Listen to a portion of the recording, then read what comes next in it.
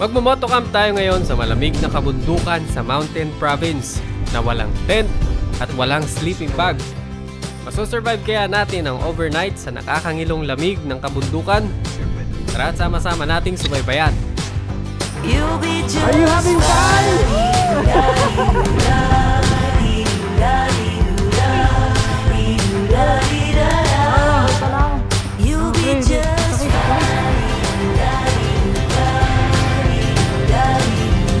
Welcome sa Stokwa, ang kwento ng mga budget meal adventures.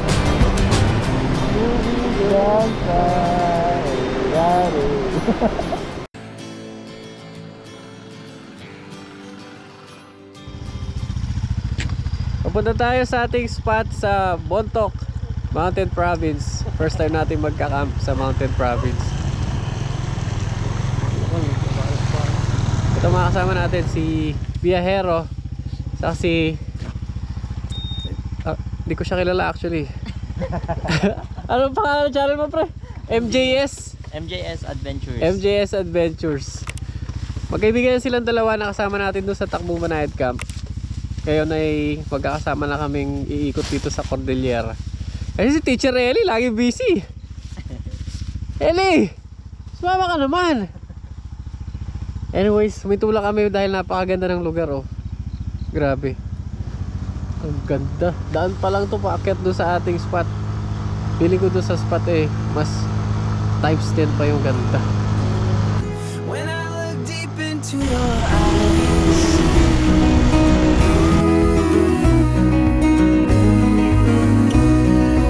oh, when I look deep into your eyes,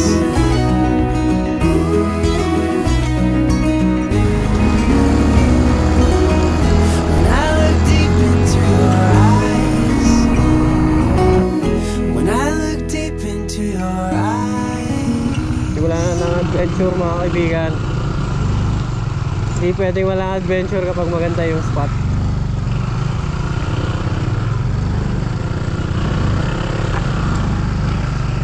Pala nakapag-usap kami nila Dos at Junel gamit ang aming mga feedcon. Kinin ang feedcon. Aray. Tay. Sakit ko ang binti ko. Video content. Hindi ako mamata kayo. Ang sakit nga lang ano ko eh. Teka. Pre, teka lang, wait lang.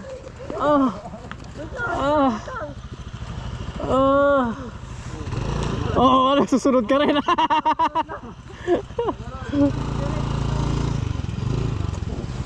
Diyan naman nangyayari kaibigan pag mga walang kwentang tropa ang mga kasama mo. Hintayin muna nilang makontent ka nila bago ka nila tulungan. Direk. Okay ka lang. Pre, ang sakit. Kailangan ko 1,000. Direk. Wala, ipit yung ano ko. Jumper.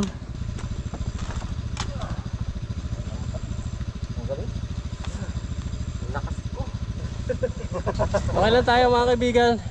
We survived. Meron pang natitirang 3 tumba para makakota tayo. Let's go.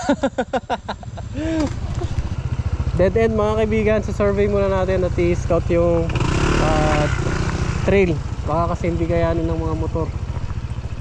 So far dito kaya pa naman to ng PG1.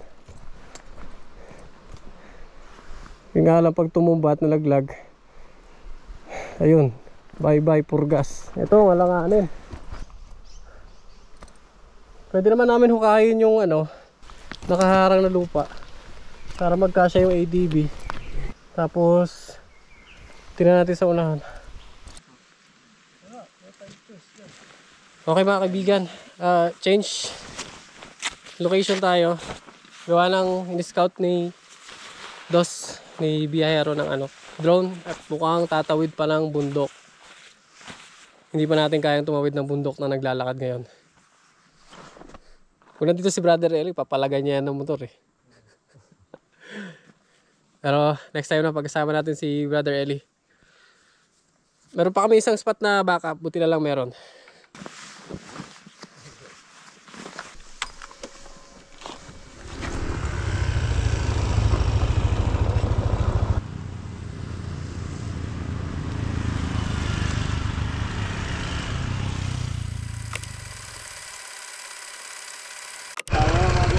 Are you having fun? Tayo pa isa. Patay mo muna. Patay mo muna, baka matrattle mo. Kill switch. Ito sa likod.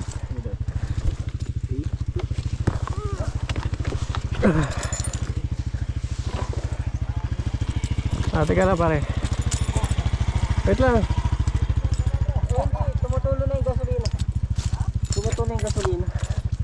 Siyempre yung takot. 1, 2, 3. Preno ka. Ay, nagbukas yung ano, yung compartment. Oh, spirito ni Brother Eli. Saniban mo kami para malampasan namin ang mga trail na ito.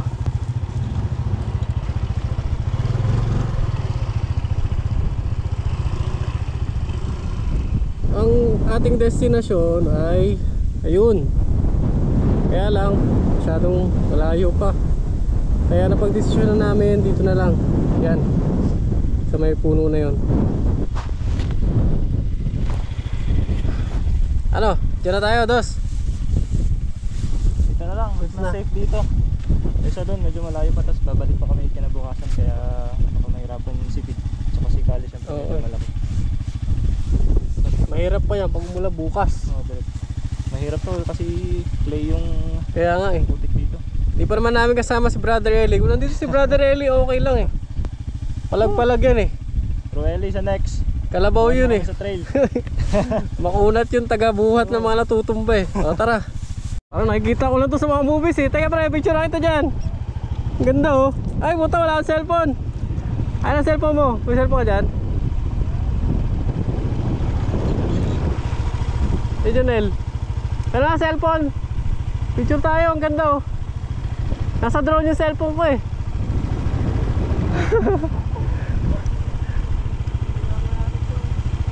Yes. Bang. Makakasingit ka kaya do, ano, Jonel? Ayan. O, distansya ka dos. Jonel naman. Yan. Panira yung karton eh.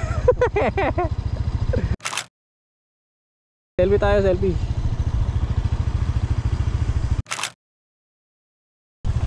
Kaya mo na yan, dito tayo sa campsite natin.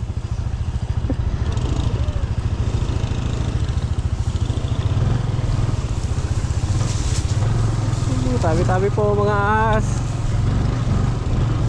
Meron mga solid dito. Kaya nasa harapan natin yung beat. Kaya ang pinaka solid sa ride na to. Alahin mo pinantrail yung beat oh. Pero pinakamalakas na beat sa Cordillera. Oo. Ang beat yan oh. Yes! Ito na, makakapagpahinga na. Tapos hindi pala kami kasya. Ay, ito na yung viewpoint. Eh, may ano pre oh. Siksikan tayo dito ngayon.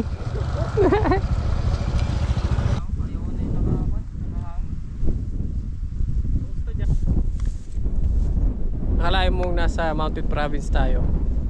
Parang mga Camarines Sur, mga Dinggalan yung datingan eh. Wala nga lang dagat. Solid. Ito na mismo ang ating magiging spot kung saan papalipas tayo ng buong magdamag. Meron dalawang pulo dito. Actually tatlo, kaya lang sobrang tarik tong slope. Tapos isa lang yung flat area. Pinobaya ko na kila Dos, kila Biyahero. Total mas maganda yung view dito. Kita-kita natin yung parang Marlborough Hills na dapat ay destination namin. Tapos maganda yung sunset dito mamaya. Ang magiging setup natin ay closed shelter para hindi tayo lamigin mamayang gabi. Ang gagawin natin ay tinatawag na Forester tent. Meron siyang magkabilaang doors both sides. Tapos sturdy, ibig sabihin matibay. Tapos meron siyang sapat na space para sa isang tao sa loob kung ang gagamitin nyo ay 3x3 gaya ng gamit natin. Kung wala kayong mga grommet sa sides bukod doon sa corners kagaya ng tarp ko, o pwede kayong gumamit ng bato, lalagay nyo sa ilalim ng tarp, tatalian, tapos yung tali, yun ang magsisilbing grommet na itatali ninyo o ikakabit sa pegs. Kaya maganda talaga pag pipili kayo ng tarp yung merong mga grommets sa sides, hindi yung sa corners lang, pati yung sa gitna, importante yun. At dahil tapos na kami ni Jonel mag setup na aming tarp, i-cheer naman natin si Viaero. Go! Viaero! Go! Dalawang oras na tayo dito, mga kaibigan. Go! Dami ko nang natusok na pegs, pero wala pa rin pumuporma. Ganun talaga pag hindi mo pa na-practice ng ilang beses. Kaya na ganyan ako nung mga unang beses natin. Akala mo ang bilis kong nagawa sa video pero naabot yun ng mga 1-3 oras. Mga ilang tries direct bago na perfect yung... Wala pa naman ako na po perfect. Ito nga yung setup natin, naabot din ako ng dyan sa kalahati 2 oras. Okay lang, konti lang naman yung pagitan natin. Ganoon talaga, di ba? Practice makes perfect. Alam ka naman first try mo. Well, except kay Jonel, first try niya ano na matibay at maganda ng pagkakatayo Pero talaga mga talentadong tao At hindi kasama doon si Dos. Go! Balikan niyo ako mga kaibigan, mga after 2 hours. Meron nga pala tayong bagong gagamitin panluto. Dahil kita nyo naman, napakahangin, hindi tayo makakapagsiga para makapagluto. At hindi rin tayo pwedeng sa loob magsiga dahil masyadong mababa yung ating tarp.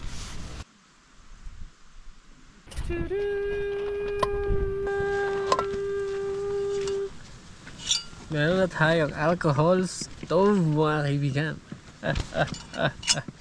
Ngayon bakit hindi butane no? Kasi nga pag butane wala nagre-refill sa amin, yun una. So kada maubos ang daming basura, butane can ng butane can every time maubos.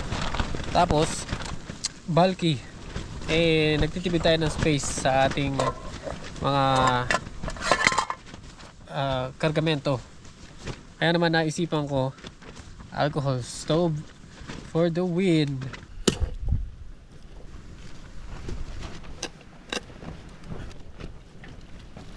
Okay, lagyan na natin yung ating alcohol, 99%. Yun lang. Sana magkasya tong alcohol na to para maluto to kasama ng ating kanin. Dapat kasi pagpainit ko na ng tubig to. Hindi mo makakalain na tayo makapagsiga. Duda ako dito. Lagyan natin lahat.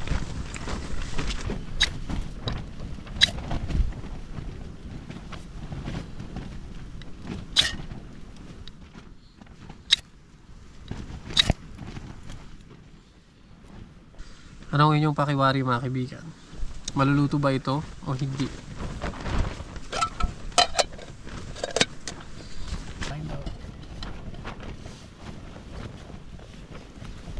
Habang hinihintay natin yan na maluto, kung maluluto, mag-siesta muna tayo.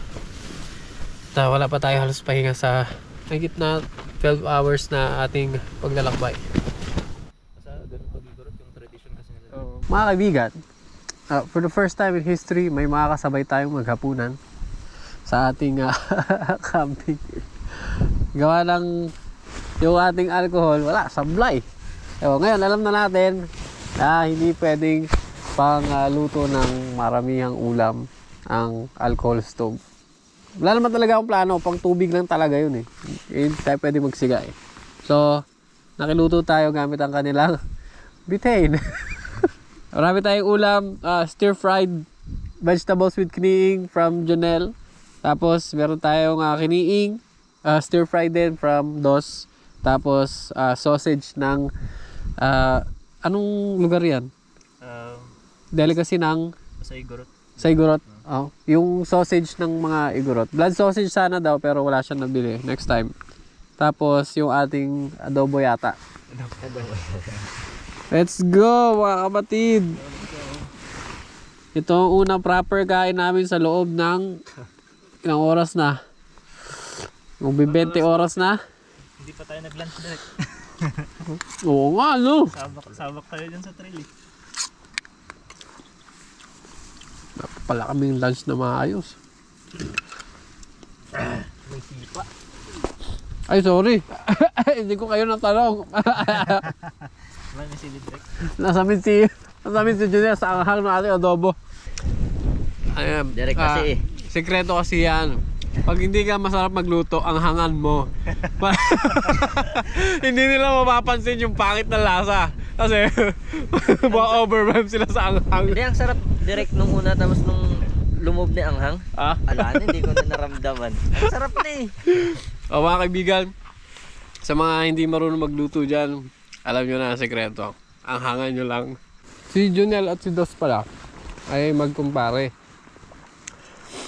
Tapos pag bumabiyahe kayo, palagi ba o maminsan-minsan lang yung magkaangkas? Usually, palagi. Palagi. Although dalawa naman yung motor ni Biyahero, si Dos. Mas madalas silang magkaangkas ni Junel. Dahil doon, nung sila ay pumunta sa Camp Johnny Hoy, sa Takbong Banayad Camp, napagkamalan namin silang couple. Isa pa 10. Ayun, yung isa pa yung tent. Magkaangkas. So, mapapaisip talaga kami. Alam mo naman ang mga kaibigan ko. Oo nga pala, may nakausap ako sa Imugan. Kasi tagal ko na nagtataka. Ano ba yung Igorot? Ano yung Ifugao? Ang sabi niya, Igorot ay yung mga lahat ng taga Highlands, tapos yung Ifugao ay tribe under ng Igorot. Tama? Ah, okay, ganun nga. Pero mas parang kinaklasify nila yung sarili nila as yung Ifugao nga. Oo. Pero under pa rin sila ng Igorot. Oo. So, bali yung Ifugao, ang ka-level niya ay mga Ibaloy, Kankanay, tama? Tapos lahat sila, Igorot. Igorot lahat. Ayun. Kasi iba pa yung salita nila. Oo. Ayun. So, clear na sa mga kagaya kong matagal na nagtataka kung paano ba gamitin yung term na Igorot at Ifugao. Ganun pala. So, kung hindi mo sure kung anong tribe sila, pwede mo silang tawaging Igorot. Pero, kung nagpakilala sila, yun yung tatawag mo sa kanila. Kung Kankanay sila, Ibaloy, kung Ifugao sila, ganun. Pero sa totoo, ang pinakamabait na mga lokal na nakasalamuha ko sa lahat ng lugar na napuntahan ko, Igorot talaga. Mapa Ifugao, Kankanay, Ibaloy, kung anumang tribe, basta Igorot, napabait talaga. Tapos yung pinakamasama, akin na lang yun. May probinsya talaga ako napuntahan. Lahat nakasimangot. Nagulat ako kasi hindi ako sanay na yung mga napupunta ako, pag nakita nilang dayo ka o turista, nakangiti talaga sila. Mapakarinderya yung puntahan mo, o may makasalubong kang lokal. Yung napuntahan ko talagang, parang sinisipat ka nila mula ulo hanggang paa. Tapos, gabantay lahat ng kilos mo na parang may masamang gagawin. Hindi ko tuloy maunahan ng ngiti kasi unang bungad ng itsura nila. Kasi Galit na eh. hindi lang isang beses, bumalik kami nung kaibigan ko. Nag-camp kami dun sa, may idea na kayo. Nag-camp kami dun sa lugar na yun. Ganun pa rin. Sabi ko, pa talaga mga tao dito.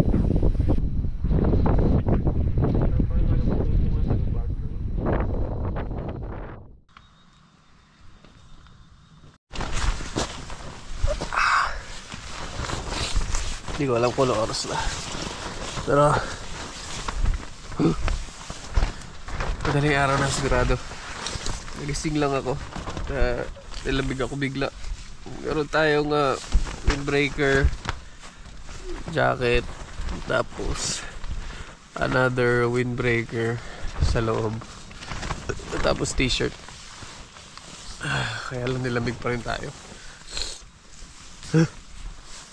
Kaya kinuha ko yung kapote sa labas. At paglabas ko, nakita ko ng 3 shooting stars. Hindi ko alam kung shooting stars o sa mga satellite yun. Pero bihira lang ako makakita ng ganun sa night sky. So, ayun, saya. Kaya tagal ko sa labas, inabangan ko pa kung meron eh. Lamig tuloy ako. Anyways, magkakapote lang tayo. Kung mapapansin nyo, sa likuran ay medyo open. Hindi ko masara ng todo. Bitin talaga yung 3x3. O dahil may mali lang sa setup natin. Pero dapat masasarap pa rin yan eh.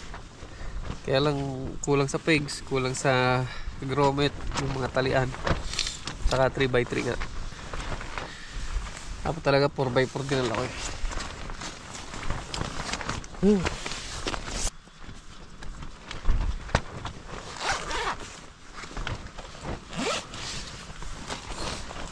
Di naman pala ganun kahirap matulog sa malamig na lugar na walang tent. Saka walang sleeping bag. Kailangan mo lang talaga maraming layers ng insulation. At malaking tulong ang kapote. Toasty.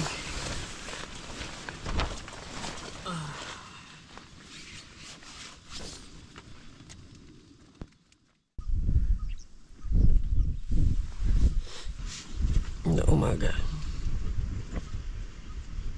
Pa sana ako babangon, kaya lang iinit dito, mamaya matutos na tayo. Sabi tulog ko. Pinawisan pa ako dito sa loob ng ano natin, kapote. Kahit na bukas yung ating pinto. At hindi tumigil yung hangin. Ay, survive natin isang gabi sa Mountain Province sa buwan ng Disyembre na walang tent at walang sleeping bag.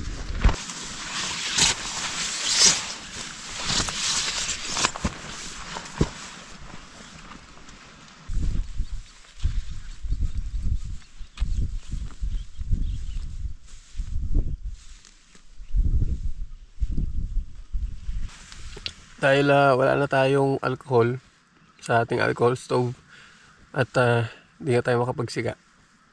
Sila dos na lang magluluto ng agahan. Ako mag-prepare ng pancake mix. Tapos sila na magluluto. Pero bago yan, magligpit muna tayo ng ating shelter. 3 beses ko na nagamit sa camp. Pero ngayon ko pa lang sa inyo ipopromote dahil nasubukan ko na siya. At yes, sulit sa pera. Nature Hike. At nakalimutan ko yung price, pero nasa description or pin comments yung link. Basta nasa lowest power, abot na magdumagan. At yung kanyang high power, hindi kagaya nito na after 2-3 minutes nagdidim. Ito basta naka high power lang hanggang malawat.